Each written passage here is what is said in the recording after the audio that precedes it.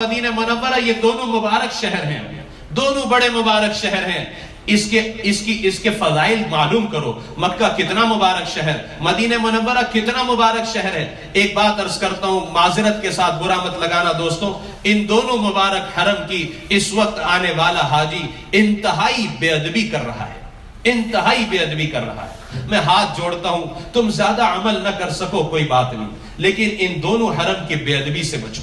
اس حرم کا حال دیکھو ہم نے کیا کر دیا ہے۔ لوگ مجھ سے پوچھتے وہ کیا ہوا تھا، کرن حادثہ کیسے ہوا تھا، مینا میں حادثہ کیسے ہوا تھا، وہ 2 سال پہلے مدینہ شریف میں کیا ہوا تھا۔ میں نے کہا وہ جو کچھ ہوا تھا وہ ہماری بے ادبی اور گستاخی کی وجہ سے ہوا تھا۔ ہم یہاں آ کر کیا کر رہے ہیں دوستو؟ میں عرض کرتا ہوں، بمبئی کا مسلمان، ہندوستان کا مسلمان جتنا اپنے ملک کی مسجد کا ادب کرتا ہے اتنا بھی ان دونوں حرم کا ادب نہیں کرتا۔ کیا حال بنایا حرم کو، جا کر دیکھو، فوٹو اسٹوڈیو بنا دیا ہے۔ ایک کھڑا ہوتا ہے دوسری فوٹو نکالتا ہے، دوسرا کھڑا ہوتا ہے تیسرا فوٹو نکالتا ہے۔ اب تو گروپ فوٹو لی جا رہی ہے۔ میں پرسوں بیٹھا تھا مطاف میں، 3 بج رہے رات کے، لوگ تہجد میں اور تلاوت میں مصروف ہیں اور گروپ فوٹو لی جا رہی ہے، اور جب فلیش آ رہا ہے ان پر کیمرے کے ذریعے باقاعدہ، تو سارے لوگ ہنس رہے ہیں اور تھم بتا رہے ہیں اور چیخ رہے ہیں۔ کس قدر حرم کی بے حرمتی اور بے ادبی کی جا رہی ہے۔ یہ جگہ فوٹو لینے کی ہے میرے بھائی۔ مقام ابراہیم پر دیکھا لڑکیوں کو، بچیاں میری بہنیں سیلفی لے رہی ہیں، سیلفی اسٹک کے ساتھ فوٹو لی جا رہی ہے۔ حرم کی حرمت کو کس قدر پامال کیا جا رہا ہے۔ یہاں تو تمہاری سانسیں رک جانا چاہیے۔ یہ اول بیت ہے، یہ اللہ کا گھر ہے، یہ بے ادبی اور گستاخی کی جگہ نہیں ہے دوستو۔ کس قدر گستاخی اور کس قدر بے ادبیاں یہاں ہو رہی ہیں۔ طواف میں دیکھتا ہوں بعض بھائیوں کو اور بہنوں کو نکاح کے فوراً بعد آ گئے ہیں، کسی نے انہیں بتایا نہیں طواف کیسے کرنا چاہیے۔ کوئی اپنی بیوی کے کاندھے پر ہاتھ رکھ کر طواف کر رہا ہے، کوئی گلے میں ہاتھ ڈال کر طواف کر رہا ہے، کوئی ہاتھ میں ہاتھ لیے طواف کر رہا ہے۔ کوئی مارننگ واک کے لیے آپ نکلے ہو یا کسی گارڈن میں ٹہلنے کے لیے نکلے ہو، طواف کرنے کا طریقہ بھی کسی نے نہیں بتایا کہ کیسے طواف کرنا چاہیے۔ اس قدر بے ادبی ہے، اس قدر جسارت ہے۔ انہوں نے پچھلے 2-3 سال سے کرسیاں رکھنا شروع کی ہے، یہ ضعیفوں کے لیے رکھی ہے، جو اپنے بمبئی کی مسجدوں میں، ہندوستان کی مسجدوں میں بھی نیچے نہیں بیٹھ سکتے، اپنے گھروں میں بھی نیچے نہیں بیٹھ سکتے، مجبور ہیں وہ کرسیوں پر بیٹھنے کے لیے۔ ان کے لیے انہوں نے کرسیاں رکھی۔ ہمارا جوان بھی دھڑلے سے کرسیاں استعمال کر رہا ہے، پورے حرم کو، پورے مطاف کو یعنی اسٹیڈیم بنا کر رکھ دیا ہے، ہر کس و ناقص کرسی پر بیٹھا ہے۔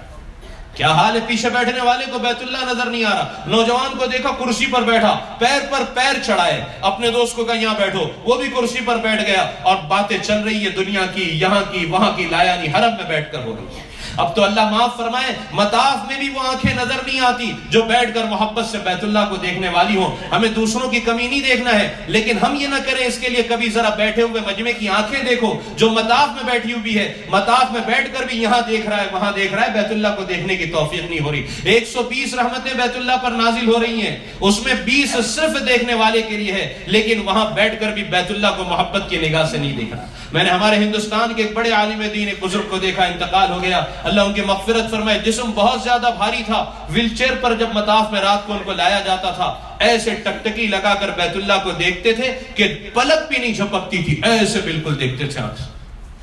اب تو آنکھیں بھی نظر نہیں آتی کہ جو بیت اللہ کو یہ میرے رب کا گھر ہے۔ محبت کے ساتھ کچھ دیر بیت اللہ، میں آپ سے کہوں ہم میں سے کتنے ہیں جنہوں نے 15 منٹ بالکل نظر لگا کر بیت اللہ کو دیکھا ہوگا؟ نہ ہم اپنے بچوں کی عادت ہم خود ہی نہیں کرتے۔ میں نے اپنے بیٹے سے کہا 2 مہینہ پہلے، دیکھ بیٹا اگر 10 منٹ تک کنٹینیو تو نے دیکھا نا بیت اللہ کو محبت سے، تجھے فلاں گفٹ دوں گا۔ اس نے موبائل پر الارم لگائی، وہ دیکھنے لگا۔ میں نے کہا دیکھ گفٹ کے لیے مت دیکھنا، اللہ کا گھر ہے اس لیے محبت۔ اب ہم خود ہی نہیں دیکھتے، ہم اپنے بچوں کو کیا کہ توفیق ہی نہیں کہ بیت اللہ کو، اللہ کے گھر کو محبت کے سے دیکھ لیں۔ اب تو ایسا تماشا ہوا ہے میرے بھائیوں کہ اذان ہوتی ہے تو ہم کلوک ٹاور کو دیکھتے ہیں، اس سے نکلنے والی لائٹ کو دیکھتے ہیں۔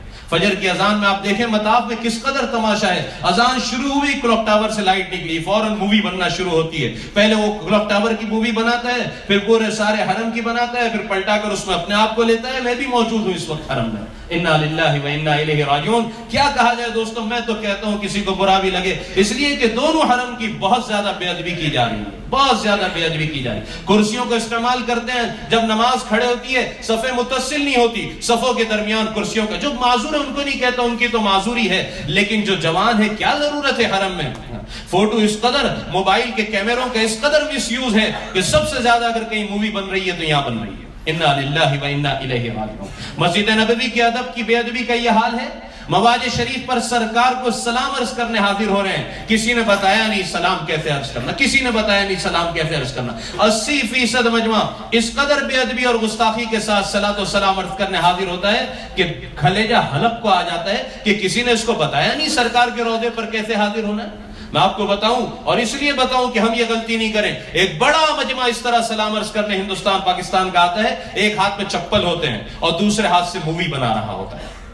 एक हाथ में चप्पल पकड़े हैं और दूसरे हाथ से मूवी बन रही है और सरकार के रोजे पर सलाम अर्ज करने आया है। इन्ना लिल्लाहि व इन्ना इलैहि राजिऊन। कोई जगह न मिली जहां चप्पल रख देता, ये जगह है मूवी बनाने की। ये तो वो जगह है जहां जुनैद और बायजीद की सांसें रुक जाया करती हैं। अदब की वजह से सांस रुक जानी चाहिए। इस कदर गुस्ताखी और बेअदबी की यहां भी मूवी बना रहे हो। मेरे भाइयों, कोई बताने, मेरी माँ बहनें यहाँ बड़ी तादाद में हैं, मैं हाथ जोड़कर अपनी माँ बहनों से कहता हूँ, सबसे ज्यादा शोर की आवाज तुम्हारी जगह से आती है। तुम्हारा 3 वक्त दरवाजा खुलता है रियादुल जन्ना में जाने का और सलाम अर्ज करने का। उस तीनों वक्त में तुम्हारे यहाँ से औरतों के हिस्से से शोर की इस कदर आवाज आती है कि मर्दों के हिस्से तक वो शोर की आवाज आती है।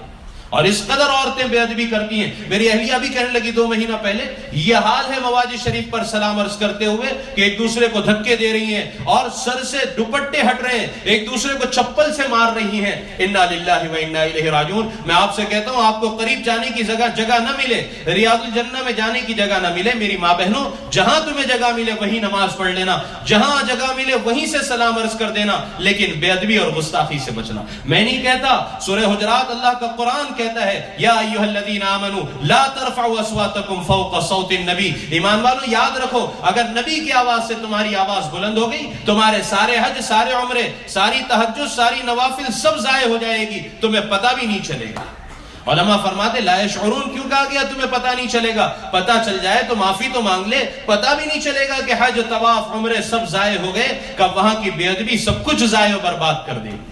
इसलिए वहां की बेअदबी, यहां तो कहा लब्बैक लब्बैक चीखते हुए आओ, दौड़ो, चलो, भागो, लेकिन मदीने मुनव्वरा अदब की जगह है। कदम भी आहिस्ते रखना। मैं जाने वालों से कहता हूं, थूकने की जरूरत पड़े, खबरदार मदीना की जमीन पर कभी ना थूकना, पॉलीथीन बैग में थूकना, डस्टबिन में जाकर थूकना, मदीने मुनव्वरा की जमीन पर बराह रास्त न थूकना, मदीने मुनव्वरा की किसी चीज को बुरा न कहना। सिर्फ किसी ने इतना कह दिया मदीना की दही खट्टी होती है, सरकार ख्वाब में तशरीफ लाए, फरमाए निकल जाओ यहां से, जहां की दही मीठी हो वहां चले जाओ। मदीना मुनव्वरा की किसी चीज को आपने फरमाया जो मदीना वालों के साथ दगा करे, वो ऐसे घुल जाएगा जैसे नमक पानी में घुल जाया करता है। मदीने वालों के साथ बुराई का इरादा न करना, मदीना मुनव्वरा की किसी चीज को बुरा न कहना, मदीना की जमीन पर बराह रास्त न थूकना। मदीना मुनव्वरा इंतहाई अदब की जगह है दोस्त, इंतहाई अदब की जगह है। क्या करना, यह